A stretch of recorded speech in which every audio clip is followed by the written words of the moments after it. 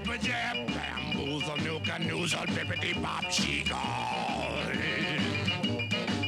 You jibber jab, bamboozle, nuka noozle, bippity bop, she-gall. I mean, you keep on talking, but you don't know where to turn it off. Good evening and welcome to the weekend. I'm John Caldera, president of the Independence Institute. You're watching Independent Thinking. So does it feel warmer out to you? Here in Colorado and through governments throughout the United States and around the world, we're paying the new regulatory costs to keep our climate change down. I'm going to use their term, climate change, because global warming is a fact. It's no longer argued. To tell us that it's an absolute fact, James Taylor from the Heartland Institute out in Chicago, living in Florida. Thank you for joining us. Oh, my pleasure, John. All right, so let me get into this right away. It is a fact. It is a consensus. There is nobody out there who doubts in any sort of serious way that man-made climate change is occurring right now. That the reason that we have global warming is because of what man is doing. That's what the media wants you to believe. Recently, there was a survey of more than 500 of the world's leading climate scientists. These were conducted by two climate scientists at Germany's Institute of Coastal Research. They posed this statement and asked the scientists to agree or disagree. Has the physical science justified turning the issue over to policymakers to look for global warming solutions? Less than half of the climate scientists themselves agreed with that statement. Additionally, there are more than 32,000 scientists, and let me repeat that number because it's so significant.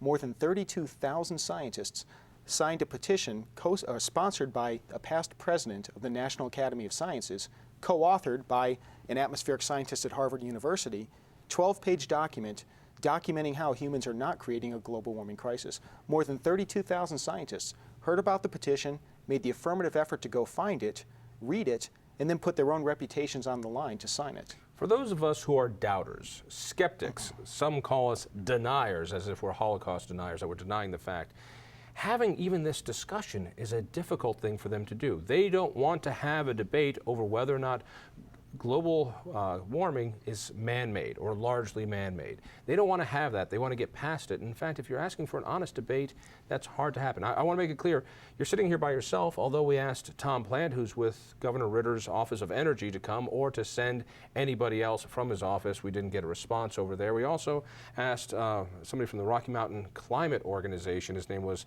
Stephen Saunders, who I believe you know, to come here. He said, quote, "I'll pass." All right, so I'm going to tell you what, I'm going to talk to you, and I want to use this as a story.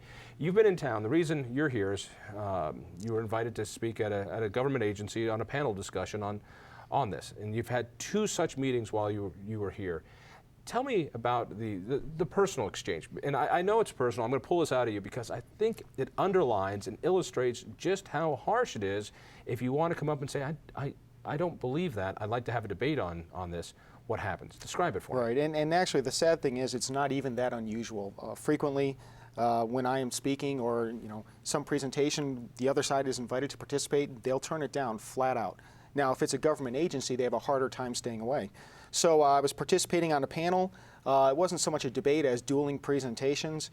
Last night, gentleman by the name of Marty Hurling from NOAA's facility here. NOAA is the National Oceanic and Atmospheric Administration, right, government agency that studies the atmosphere. He was also on the panel. He had a differing point of view than me. We gave our presentations. I made it a point to keep my presentation factual, be as personable as possible, certainly be cordial. And but we did clash on the issues. And so he's presenting data. As scientists and policymakers do. As right? we should. Right. I mean, I should definitely be testing his assertions. He should be testing mine. It's part of the deal. And even if it gets a little pointed, that's science. That's what we do. And afterwards, I made it a point to tell him that it was a pleasure meeting him. And I went out to extend my hand for a handshake. And rather than shaking it, he refused to shake it and said, "Well, I wish I could say the same, but I can't." And then proceeded to go on a rant about the science I presented. And I'm thinking, wow, I just spoken with this guy for about 20 minutes before the meeting. I told him what side of the position I was on.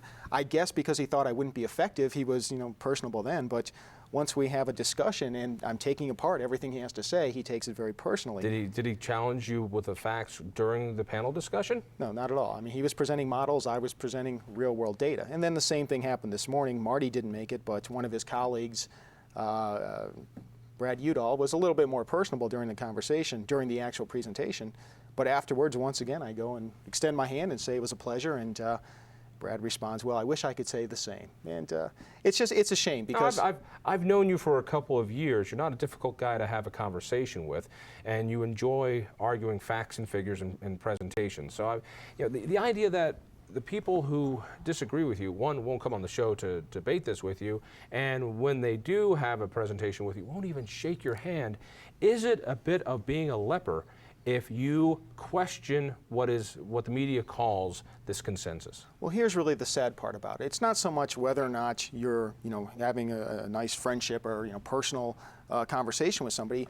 It's that science is all about, if I'm going to propose a theory, then I'm supposed to test that. I'm supposed to, me personally, supposed to find any weaknesses I can before I present that. And when I present it, I'm supposed to ask people, invite them to also find flaws in that, because that's how scientific knowledge is advanced. It's critical thinking. And the problem is that this particular issue has become so politicized. So many people have gone out and staked their reputations on a certain position, and really as scientists, you're not going to be right all the time, and you need to understand that.